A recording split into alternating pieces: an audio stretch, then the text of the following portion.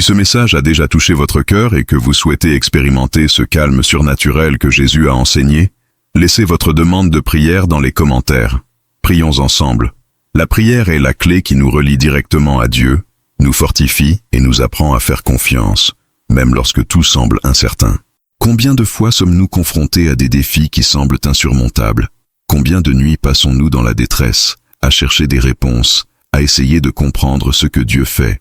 La vérité est que la paix du Christ ne dépend pas des circonstances, mais d'une foi ferme et inébranlable. Et cette foi se renforce par la prière. Jésus nous a montré que face à la tempête, nous ne devons pas désespérer, mais plutôt avoir confiance. Non seulement il a calmé la mer, mais il a également enseigné à ses disciples que la véritable tempête se produit en nous lorsque nous laissons la peur prendre le dessus. C'est pourquoi, aujourd'hui, nous voulons prier pour vous. Quel que soit votre combat, votre moment d'anxiété ou d'incertitude, écrivez dans les commentaires. Intercédons ensemble pour que Dieu apporte la paix dans votre cœur. Et si ce message vous a semblé pertinent, abonnez-vous à la chaîne et laissez votre like. Cela nous aide à transmettre la parole de Dieu à davantage de personnes qui ont également besoin de la paix que seul Jésus peut donner. Partagez cette vidéo avec quelqu'un qui traverse des moments difficiles et qui a besoin d'entendre cette parole aujourd'hui. Ensemble, diffusons ce message d'espoir. Maintenant, continuons et plongeons encore plus profondément dans ce puissant enseignement de Jésus. Avez-vous déjà eu l'impression que le monde qui vous entoure est un chaos et que votre esprit ne peut jamais trouver le repos? Dans un monde plein de bruit, d'inquiétude et d'anxiété, il semble que le calme soit un luxe inaccessible. Mais et si je vous disais que Jésus a enseigné un secret sur le calme, une connaissance que peu de gens comprennent et qui pourrait changer radicalement votre vie? Imaginez-vous en pleine tempête, le vent souffle furieusement, les vagues menacent de couler le bateau et la peur paralyse tout le monde à bord. À ce moment-là, Jésus se lève et d'une seule phrase, transforme le chaos en paix absolue. Tais-toi, tais-toi. Marc 4,39. Le vent tombe, la mer se calme et le désespoir se transforme en admiration. Mais au-delà du miracle évident, il y a un message caché dans cet acte. Jésus avait non seulement le pouvoir de calmer les tempêtes physiques, mais il a également révélé une clé spirituelle pour affronter les vents de la vie avec une sérénité inébranlable. Pourquoi certaines personnes parviennent-elles à vivre en paix même au milieu des plus gros problèmes, tandis que d'autres se noient dans l'anxiété et la peur? Cet enseignement de Jésus a été ignoré par beaucoup, mais ceux qui le découvrent trouvent une force inébranlable. Quelle est la véritable signification du calme dans la vie chrétienne? Comment pouvons-nous accéder à cette paix surnaturelle, quelles que soient les circonstances? Aujourd'hui, nous allons révéler ce secret. Ce n'est pas seulement une histoire biblique, c'est une révélation qui peut changer votre façon d'aborder chaque jour. Restez jusqu'à la fin, car ce que vous découvrez peut transformer votre façon de prier, de vivre et de faire confiance à Dieu. Le ciel était sombre, les nuages épais annonçaient l'orage qui approchait. Le vent hurlait entre les voiles du petit bateau, et chaque balancement des vagues faisait grandir la peur dans le cœur des disciples. Ils se trouvaient au milieu de la mer de Galilée, un endroit connu pour ses tempêtes soudaines, mais cette fois c'était différent. Il y avait quelque chose de plus sombre dans l'air, le sentiment qu'ils étaient à la merci de forces qu'ils ne pouvaient contrôler. La mer, qui reflétait souvent la beauté et la sérénité de la création, était désormais devenue une menace vivante. Ils luttaient contre la nature, mais surtout contre leur propre peur. Cependant, au milieu de tout ce chaos, il y avait quelqu'un qui semblait inconscient du danger. Jésus a dormi. Pendant que les disciples s'efforçaient de maintenir la barque droite, lui était là, allongé, se reposant, comme si de rien n'était. Comment était-ce possible? Comment peut-on dormir au milieu d'un ouragan? À chaque seconde qui passait, les eaux devenaient plus violentes et les disciples commençaient à désespérer. Ils se criaient dessus, leur voix se mêlant au bruit assourdissant du vent. Ils étaient convaincus que c'était la fin. Et puis, accablés par le désespoir, ils décidèrent de réveiller Jésus. Mais voyez-vous, ils ne l'ont pas réveillé avec un simple appel. Ce n'était ni une demande calme ni un plaidoyer serein. C'était un cri de terreur, une question chargée d'émotions et d'accusations. « Maître, cela ne vous importe pas si nous périssons ?» La peur avait déformé sa vision. Non seulement il craignait la tempête, mais il se demandait si Jésus se souciait vraiment d'eux. C'est un détail crucial de cette histoire, car il ne s'agissait pas seulement de survie. C'était une crise de foi. Dieu voit-il vraiment quand nous sommes au bord de l'effondrement? Est-ce qu'il s'en soucie vraiment lorsque nous avons l'impression de sombrer? Jésus se leva alors.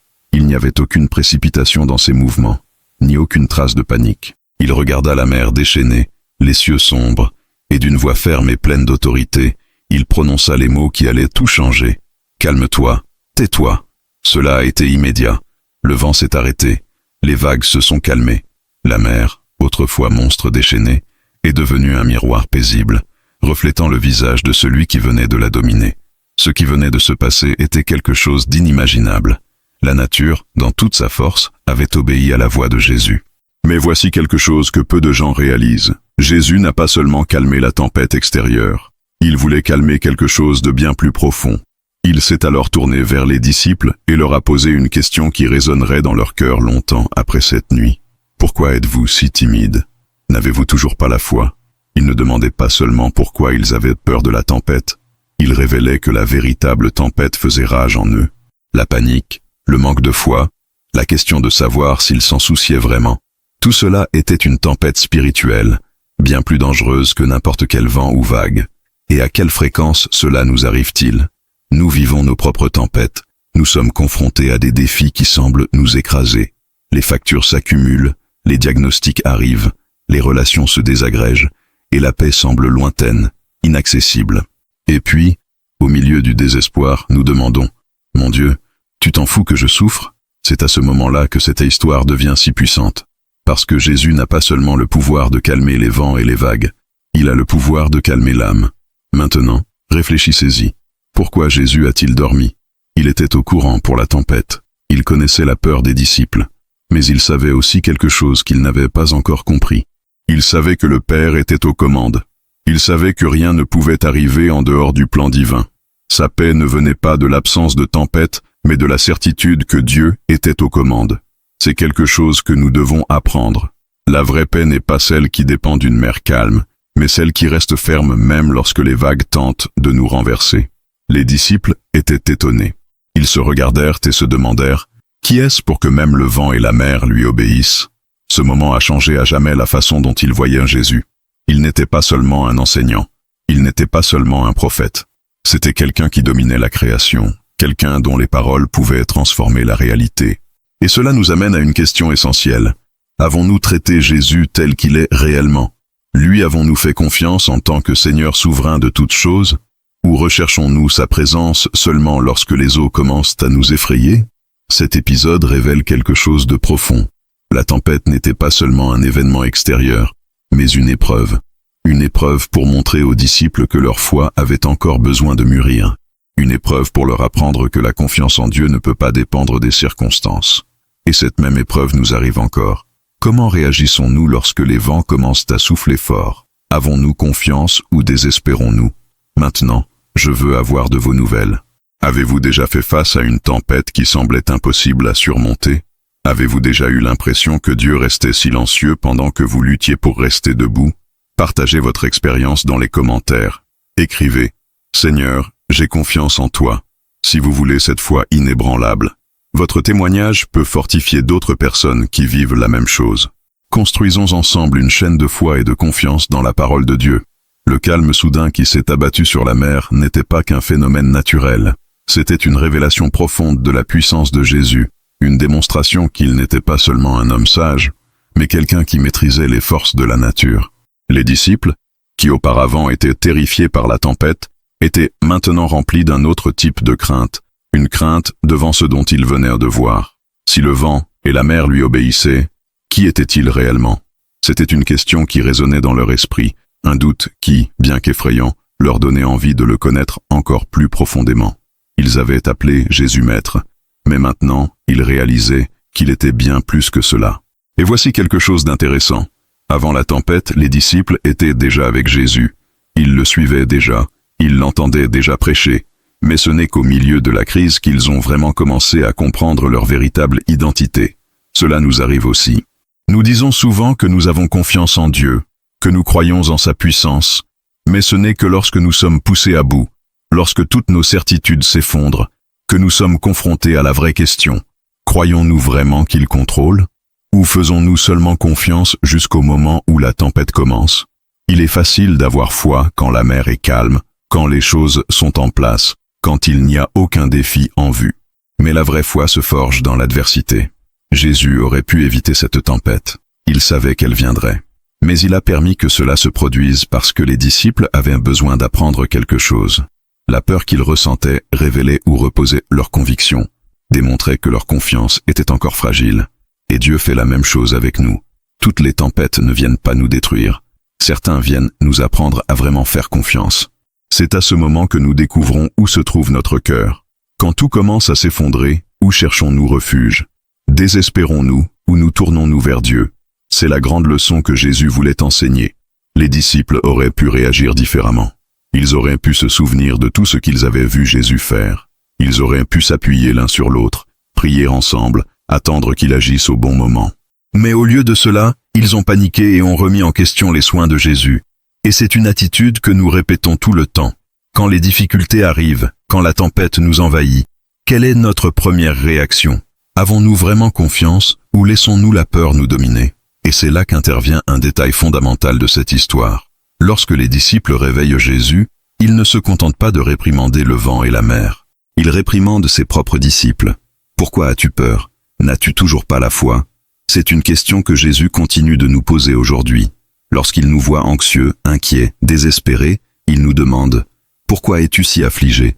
Ne suis-je pas ici avec toi ?» Car finalement, la vraie tempête n'était pas celle qui faisait rage dehors.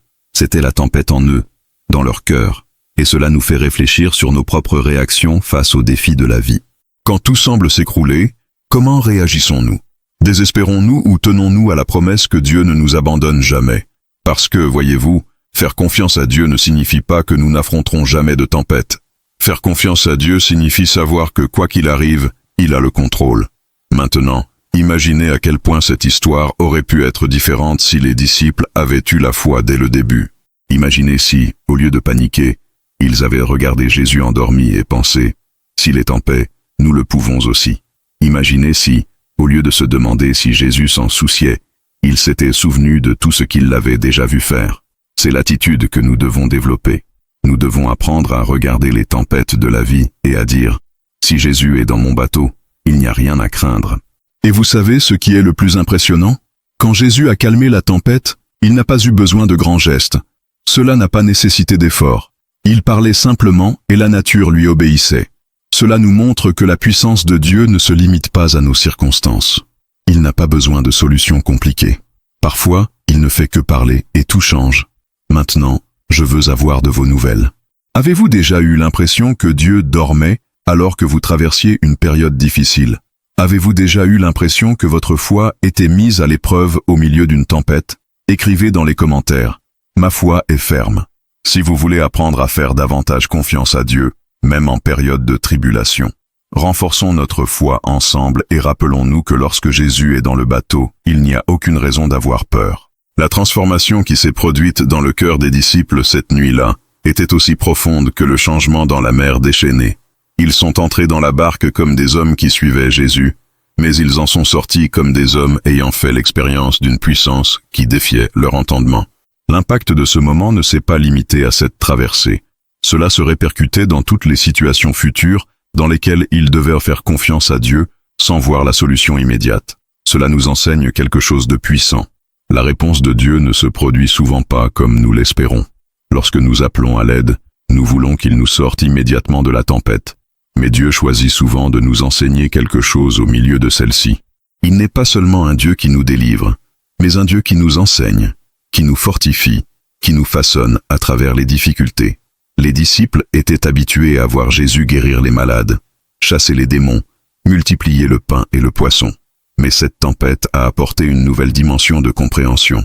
Ce n'était pas seulement un prophète qui marchait avec eux, c'était quelqu'un qui avait autorité sur toute la création. C'est une réalité que nous oublions souvent.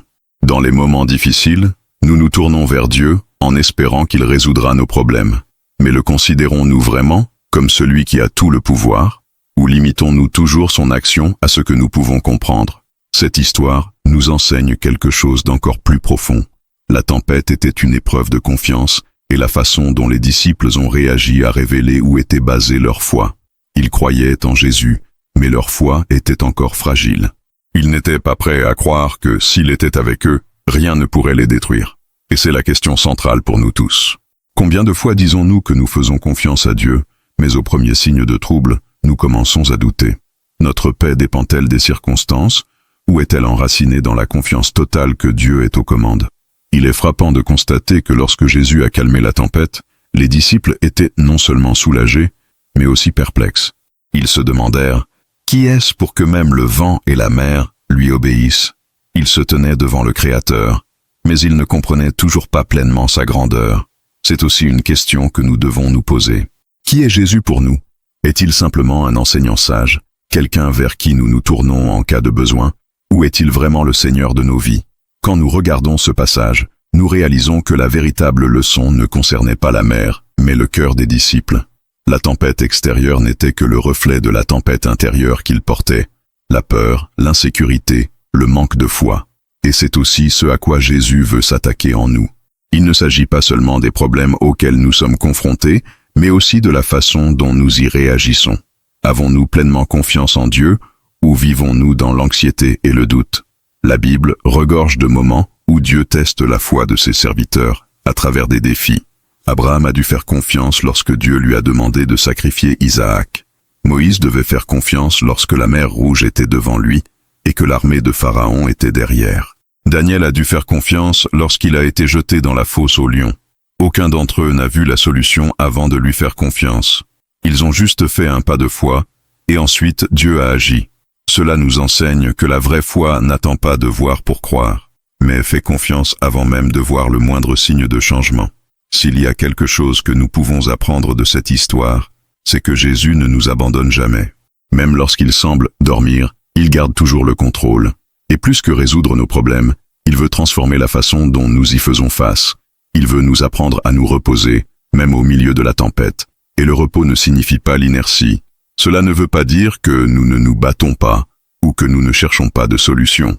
Cela signifie que notre âme n'est pas perturbée, que notre confiance repose sur lui, et non sur les circonstances. Maintenant, je veux avoir de vos nouvelles. Quelle a été la plus grosse tempête que vous ayez jamais affrontée dans votre vie? Avez-vous déjà eu l'impression que Dieu était silencieux? Écrivez dans les commentaires. J'ai confiance en toi, Seigneur. Si tu veux avoir cette paix qui ne dépend pas des circonstances, déclarons notre foi ensemble et renforçons-nous les uns les autres. La prière est un refuge sûr lorsque les tempêtes de la vie tentent de nous noyer. Les disciples ont eu l'occasion de le faire alors qu'ils étaient dans la barque avec Jésus, mais au lieu de crier avec foi, ils ont crié avec peur. Non pas que la peur soit quelque chose de répréhensible, mais la façon dont nous y réagissons définit le niveau de notre foi. Ils auraient pu dire « Seigneur, nous savons que tu es avec nous, alors nous espérons que tout ira bien. » Mais au lieu de cela, ils demandèrent « Maître, cela ne vous importe pas si nous périssons ?» La peur a déformé sa vision de la réalité. Il se tenait à côté du Fils de Dieu lui-même, mais à ce moment-là, tout ce qu'il pouvait voir, c'était la force de la tempête. À quelle fréquence cela nous arrive-t-il? Lorsque nous sommes confrontés à des crises, lorsque les portes semblent se fermer, lorsque l'angoisse prend le dessus, au lieu de prier avec foi, nous désespérons. Nous oublions tout ce que Dieu a fait auparavant. Nous oublions les fois où il nous a soutenus, les fois où il nous a délivrés, les fois où il a répondu à nos prières. Nous oublions qu'il reste le même, hier, aujourd'hui et pour toujours. La prière ne doit pas être un dernier recours, mais notre première réaction. Et pas n'importe quelle prière, mais une prière de confiance, une prière qui déclare « Seigneur, je sais que tu es avec moi, et donc je n'aurai pas peur. » Et voici un détail important. Les disciples avaient déjà vu des miracles avant cette tempête. Ils savaient que Jésus avait du pouvoir. Mais c'est une chose de voir des miracles se produire dans la vie des autres, et c'en est une autre de croire que Dieu peut agir dans votre propre vie. Il est facile de croire que Dieu répond aux prières lorsque nous entendons les témoignages d'autres personnes. Mais qu'en est-il lorsque ce sera notre tour d'affronter la tempête? Pouvons-nous maintenir la même foi? Cette histoire nous enseigne que la présence de Jésus ne signifie pas l'absence de tempête. On pense souvent que suivre Dieu signifie avoir une vie sans difficulté, sans tribulation. Mais les disciples étaient dans la barque avec Jésus et affrontaient toujours la fureur de la mer. La différence est que, pendant qu'ils désespéraient, Jésus dormait. Il n'était pas inquiet, car il savait que rien ne pouvait échapper au contrôle du Père. Et c'est la confiance que nous devons développer. Quand on sait qui est à bord de notre bateau, on n'a pas à craindre la tempête. La grande question que ce passage nous pose est la suivante. Où est notre foi? Est-ce basé sur Dieu ou sur les circonstances? Parce que si notre foi dépend de bons moments de calme, elle ne sera jamais assez forte pour nous soutenir lorsque les vents commenceront à souffler. La vraie foi n'est pas mise à l'épreuve dans les jours faciles, mais dans les jours difficiles. On ne teste pas quand tout va bien, mais quand il semble que tout s'effondre. Et voici quelque chose que beaucoup de gens ne réalisent pas. Jésus n'a pas calmé la tempête immédiatement. Il a permis aux disciples de ressentir l'impact de la situation avant d'agir. Pourquoi? Parce qu'il voulait leur apprendre à lui faire confiance. Dieu nous permet souvent de relever des défis, non pas pour nous punir, mais pour nous apprendre à faire confiance. Si tout était résolu au premier signe de difficulté, notre foi ne se développerait jamais. L'or n'est purifié que par le feu. La foi ne fait que se renforcer dans les épreuves. Alors si vous faites face à une tempête aujourd'hui, si Dieu semble silencieux, rappelez-vous qu'il est toujours dans le bateau. Il ne t'a pas abandonné. Il n'a jamais perdu le contrôle. Et quand le moment sera venu, il parlera et tout se calmera. Mais d'ici là, il veut que vous appreniez à faire confiance. Il veut que vous regardiez la tempête et disiez « Je sais que mon Rédempteur est vivant. Je sais qu'il est avec moi. Et donc je n'aurai pas peur. Maintenant, je veux avoir de vos nouvelles. » Avez-vous déjà vécu une période où vous aviez besoin de faire confiance à Dieu au milieu de la tempête? Avez-vous déjà eu l'impression que Dieu était silencieux, puis réalisé qu'il avait toujours le contrôle?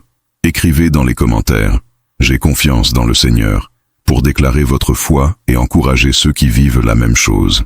Renforçons ensemble notre confiance en Dieu. La relation entre le repos et la foi est l'un des aspects les plus fascinants de cette histoire. Pendant que les disciples combattaient les vagues et désespéraient, Jésus dormait. Cela ne veut pas dire qu'il était inconscient de la situation ou indifférent à leur peur, mais cela révèle quelque chose de beaucoup plus profond. Jésus s'est reposé parce qu'il avait pleinement confiance en son Père. Il savait qu'aucune tempête, aussi violente soit-elle, ne pouvait contrecarrer les plans de Dieu. Et cette vérité est quelque chose que nous devons comprendre dans nos propres vies. Le repos ne vient pas de l'absence de problèmes, mais de la certitude que Dieu est aux commandes. Combien de fois nous retrouvons-nous exactement comme les disciples, agités, anxieux, essayant de tout résoudre par nous-mêmes, alors que la tempête nous entoure? Nous perdons le sommeil, nous sommes épuisés mentalement, nous nous remplissons d'inquiétude, car nous sentons que nous devons tout prendre en main. Mais Jésus nous enseigne quelque chose de totalement différent. La vraie foi engendre le repos. La confiance en Dieu nous libère du besoin d'un contrôle absolu. Cela ne veut pas dire que nous ne devons pas agir, mais plutôt que notre action doit s'accompagner d'un véritable abandon à Dieu. Le problème est que nous voulons souvent faire confiance à Dieu, mais nous continuons à porter le poids des inquiétudes. Nous disons avec notre bouche que nous croyons, mais au fond de notre cœur nous restons prisonniers de l'anxiété. Nous restons comme les disciples, essayant de contrôler seuls le bateau, oubliant que Jésus est là, prêt à agir. Le repos de Jésus dans cette tempête n'était pas une insouciance, ce n'était pas une négligence. C'était la pure manifestation de la paix de quelqu'un qui sait que sa vie est entre les mains de Dieu. Et c'est la paix qu'il veut nous apprendre à avoir. Le repos spirituel ne signifie pas la passivité. Cela ne veut pas dire que nous ne serons pas confrontés à des défis ou que nous n'aurons pas besoin de prendre des décisions. Cela signifie que quelles que soient les circonstances, notre cœur reste ferme. C'est ce que nous enseigne la Bible dans Philippiens 4, 6, 7. Ne vous inquiétez de rien, mais en toute chose, que vos demandes soient faites connaître à Dieu par la prière et la supplication, avec action de grâce. Et la paix de Dieu, qui surpasse toute intelligence, gardera vos cœurs et vos pensées en Jésus-Christ. La paix de Dieu n'est pas logique, elle ne repose pas sur la raison humaine. Cela transcende les circonstances et nous permet de nous reposer même lorsque tout autour de nous semble s'effondrer. Si Jésus était calme sur le bateau, pourquoi les disciples étaient-ils si désespérés? Parce qu'à ce moment-là, ils regardaient plus la tempête que le Seigneur. Et c'est exactement ce qui nous arrive. Lorsque nous nous concentrons sur les problèmes, ils semblent grandir, nous consumer, nous noyer. Mais quand on regarde Dieu, tout change. La tempête continue d'exister, mais elle perd son pouvoir de nous contrôler. Apprendre à se reposer en Dieu est un processus. Cela exige de la discipline, de la confiance, et que nous prenions la décision consciente de lui confier nos soucis chaque jour. Parce que si nous ne le faisons pas, la peur parlera toujours plus fort. Il y aura toujours une tempête autour de nous. Il y aura toujours de quoi s'inquiéter. Mais lorsque nous apprenons à faire confiance, nous trouvons un refuge sûr, un endroit où notre âme peut se reposer, même lorsque les vents sont forts. Et voici quelque chose de puissant. Jésus n'a pas seulement réprimandé les disciples à cause de leur peur, mais aussi à cause de leur manque de foi. Cela nous montre que la foi ne consiste pas seulement à croire que Dieu existe. La foi, c'est faire suffisamment confiance à Dieu pour se reposer, même si nous ne voyons pas la solution. La foi, c'est savoir que si Dieu est dans le bateau, quelle que soit l'ampleur de la tempête, il contrôle tout. Maintenant, je veux avoir de vos nouvelles. Avez-vous pu vous reposer en Dieu, ou avez-vous l'impression que les soucis prennent toujours le dessus?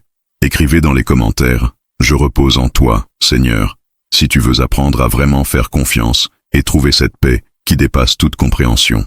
Déclarons cette foi ensemble et encourageons-nous les uns les autres à nous reposer en Dieu qui calme toute tempête. Les bienfaits spirituels et émotionnels de la paix du Christ sont innombrables. Quand nous regardons l'histoire de la tempête en mer, nous réalisons que les disciples ne luttaient pas seulement contre les vagues, mais aussi contre le chaos en eux-mêmes. La peur les dominait, l'anxiété les étouffait, l'incertitude quant à l'avenir les désespérait. Et puis, en un instant, Jésus se lève, parle au vent et à la mer, et tout se calme. Mais quelque chose d'encore plus grand s'est produit à ce moment-là. La véritable tempête n'était pas celle de l'extérieur, mais celle de l'intérieur. Ce que Jésus a fait sur ce bateau n'était pas seulement d'apporter une sécurité physique, mais de révéler que la paix qu'il offre est bien plus grande que l'absence de problème. La paix du Christ n'est pas une paix fragile, qui disparaît au premier signe de difficulté. Elle est solide, profonde, inébranlable. Cela ne dépend pas de circonstances favorables, cela n'est pas conditionné à une vie sans défi. Au contraire, c'est une paix qui existe même au milieu des luttes, qui reste ferme même lorsque tout semble s'effondrer. Et cette paix a un effet puissant sur notre mental et notre esprit. Lorsque nous vivons sans cette paix, nous devenons les otages de l'anxiété. Nous nous inquiétons du lendemain, nous nous tourmentons de ce qui pourrait mal se passer, nous portons des fardeaux que nous n'avons pas été faits pour porter. Le manque de paix nous épuise émotionnellement, nous fait perdre le sommeil et nous empêche de profiter pleinement de la vie. Et c'est exactement de cela que Jésus veut nous libérer. Il a dit dans Jean 14, 27, « Je vous laisse la paix, je vous donne ma paix. Je ne vous le donne pas comme le monde le donne. Que ton cœur ne soit pas troublé et qu'il n'ait pas peur. » Cela signifie qu'il existe une paix que le monde offre, une paix temporaire, basée sur la stabilité financière, des relations fructueuses et l'absence de problèmes. Mais la paix du Christ est différente. Elle est disponible même lorsque rien ne semble aller. Cette paix nous libère de la peur. Cela nous rend capables de relever des défis sans être dominés par la panique. Cela nous donne de la clarté au milieu du chaos. Cela nous renforce pour rester ferme quand tout autour de nous nous dit d'abandonner. Et plus encore, la paix du Christ nous apprend à faire confiance. Parce que si nous croyons vraiment que Dieu est aux commandes, il n'y a aucune raison pour nous de vivre dans la détresse. Mais voici quelque chose d'important. Cette paix doit être cultivée. Ce n'est pas quelque chose d'automatique. Tout comme les disciples devaient apprendre à faire davantage confiance à Jésus, nous devons nous aussi grandir dans cette confiance chaque jour. Cela se produit à travers la prière, l'étude de la parole, le temps passé en présence de Dieu. Nous ne pouvons pas espérer connaître cette paix si nous vivons loin de lui. La paix du Christ a aussi un impact direct sur nos émotions. Lorsque nous sommes en paix, nous pouvons penser plus clairement, nous prenons des décisions plus sages et nous traitons mieux les gens qui nous entourent. De nombreux conflits dans les relations, de nombreux accès de colère et attitudes impulsives surviennent parce que nous sommes dépassés et vivons dans un état constant d'agitation. Mais lorsque nous apprenons à nous reposer en Dieu, notre cœur se calme, nos paroles deviennent plus gentilles, notre perspective change. Et il y a quelque chose d'encore plus puissant. Cette paix devient témoignage. Les gens autour de nous remarquent que nous vivons en paix, et cela devient une opportunité de montrer l'amour de Dieu. Nous vivons dans un monde où l'anxiété domine, où la peur paralyse, où l'instabilité émotionnelle est courante. Quand quelqu'un nous voit affronter les difficultés avec sérénité, avoir confiance en Dieu, garder espoir même dans les jours les plus difficiles, cela éveille la curiosité. Comment pouvons-nous être si calmes? Comment garder la foi? Et puis nous avons l'occasion de dire, car ma confiance est dans le Seigneur. Maintenant, je veux avoir de vos nouvelles. Sentez-vous que vous avez vécu avec la paix du Christ, ou sentez-vous que l'anxiété domine encore vos journées? Écrivez dans les commentaires, Seigneur, je veux ta paix. Si vous voulez expérimenter cette tranquillité que seul Dieu peut vous donner, déclarons cette foi ensemble et aidons-nous les uns les autres à vivre dans la vraie paix qui vient du Christ. La prière et l'abandon total à Dieu sont la clé d'une vie véritablement paisible. Quand on regarde l'histoire des disciples au milieu de la tempête, on se rend compte que leur peur venait d'un manque de confiance. Ils étaient avec Jésus dans le bateau, mais au lieu de se reposer sur la certitude qu'il s'occuperait de tout, ils ont paniqué. Et c'est exactement le combat auquel beaucoup d'entre nous sont confrontés quotidiennement. Nous disons que nous avons confiance en Dieu, mais en pratique, nous tenons fermement les rênes de notre vie, essayant de tout résoudre nous-mêmes. La vraie paix ne vient que lorsque nous apprenons à nous abandonner complètement, à confier nos soucis au Seigneur et à nous reposer sur la connaissance qu'il contrôle. La prière est le moyen par lequel nous renforçons cette confiance. Lorsque nous prions, nous ne parlons pas seulement à Dieu, nous nous connectons à la source de toute paix et de tout pouvoir. Jésus nous en a donné l'exemple parfait. Avant de faire face à la croix, il se retira pour prier dans le jardin de Gethsémani. Il savait que des temps difficiles viendraient, il savait que la tempête à laquelle il serait confronté serait bien plus grande que n'importe quelle tempête physique en mer. Mais au lieu de désespérer, il s'est tourné vers le Père et a prié. Et à la fin de cette prière, il était prêt pour ce qui allait arriver. Cela nous enseigne quelque chose de fondamental. La prière ne change pas seulement les circonstances, elle nous change. Nous cherchons souvent Dieu en espérant qu'il change notre réalité, mais la prière transforme avant tout notre cœur. Lorsque nous prions, Dieu ne supprime peut-être pas immédiatement la tempête, mais il nous donne la force d'y faire face. Cela nous donne de la clarté, cela nous donne la sécurité, cela nous donne la paix. Cela nous apprend à faire confiance, même lorsque nous ne comprenons pas tout ce qui se passe. Mais il y a un détail essentiel. La prière doit s'accompagner d'un abandon. Cela ne sert à rien de simplement prier et de continuer à porter le poids des soucis. La vraie prière est celle qui nous amène à abandonner le contrôle et à dire « Seigneur, j'ai confiance en toi. Ta volonté soit faite. » Cela demande de l'humilité. Cela nécessite de reconnaître que nous n'avons pas toutes les réponses, que nous ne pouvons pas tout gérer seuls, que nous avons besoin de la direction et des soins de Dieu. L'absence de cette livraison est ce qui nous inquiète. Nous nous inquiétons parce que nous voulons être sûrs de tout. Nous voulons anticiper chaque détail. Nous voulons tout résoudre par nos propres forces. Mais la vie ne fonctionne pas comme ça. Il y a des choses qui nous échappent complètement. Il y a des batailles que nous ne pouvons pas gagner seuls. Et Dieu nous invite à laisser ces fardeaux entre ses mains. Il nous dit, dans Matthieu 11, 28, « Venez à moi, vous tous qui êtes fatigués et chargés, et je vous donnerai du repos. Si vous portez le poids de l'inquiétude, si vous avez l'impression de constamment lutter contre des tempêtes que vous ne pouvez pas contrôler, alors il est temps de vous arrêter et de prier. Il est temps de s'abandonner et de dire « Seigneur, je remets tout entre tes mains. » Il n'y a rien de plus libérateur que cet abandon. Lorsque nous comprenons que Dieu nous aime et prend soin de chaque détail, nous pouvons nous reposer. Nous pouvons respirer profondément et croire que même si la tempête est toujours là, nous ne sommes pas seuls dans le bateau. Maintenant, je veux avoir de vos nouvelles. Avez-vous l'impression d'avoir prié, mais vous portez toujours le poids des soucis? Avez-vous déjà fait l'expérience de la paix qui vient lorsque vous vous abandonnez réellement à Dieu? Écrivez dans les commentaires « Seigneur, je t'abandonne tout ». Si vous souhaitez effectuer cette livraison aujourd'hui, renforçons ensemble notre foi et apprenons à faire pleinement confiance au Dieu qui prend soin de nous.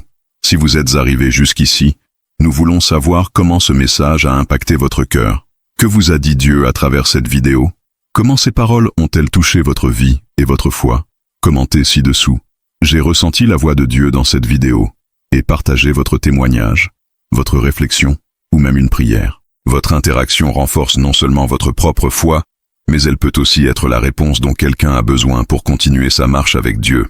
Si ce message a construit votre vie, n'oubliez pas de vous abonner à la chaîne pour continuer à recevoir du contenu transformateur qui vous rapproche encore plus de la présence de Dieu.